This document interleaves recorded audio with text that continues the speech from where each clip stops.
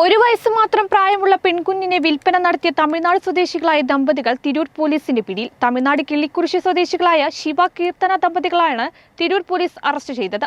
കുഞ്ഞിനെ കാണാത്തതിനെ തുടർന്ന് അയൽവാസികൾ നടത്തിയ അന്വേഷണമാണ് സംഭവത്തിന്റെ ചുരുളഴിച്ചത്. ദമ്പതികളെ തിരൂർ ജില്ലാ ആശുപത്രിയിൽ വൈദ്യപരിശോധനയ്ക്ക് വിധേയമാക്കി.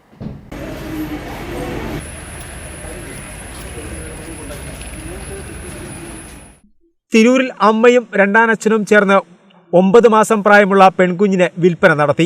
തിരൂർ ബസ് സ്റ്റാൻഡിന് സമീപത്തെ വാടക ക്വാർട്ടേഴ്സിൽ താമസിച്ചു വരുന്ന സേലം കിള്ളിക്കുറിശി സ്വദേശികളായ കീർത്തനയും ഭർത്താവ് ശിവയും ചേർന്നാണ് കീർത്തനയുടെ ആദ്യ ഭർത്താവിലുണ്ടായ 9 മാസം മാത്രം പ്രായമുള്ള പെൺകുഞ്ഞിനെ കോഴിക്കോട് സ്വദേശിക്ക് വിറ്റത്.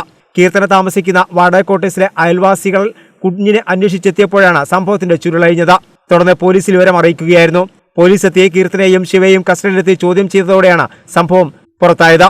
1.5 ലക്ഷം രൂപയ്ക്കാണ് കുഞ്ഞിനെ വിറ്റതെന്ന് ഇരുവരും മൊഴി നൽകി. സംഭവത്തിൽ കൂടുതൽ വിവരങ്ങൾ അറിവായിട്ടില്ല. ദമ്പതികളെ തിരൂർ ജില്ലാ ആശുപത്രിയിൽ വൈദ്യപരിശോധനയ്ക്ക് വിധേയമാക്കി.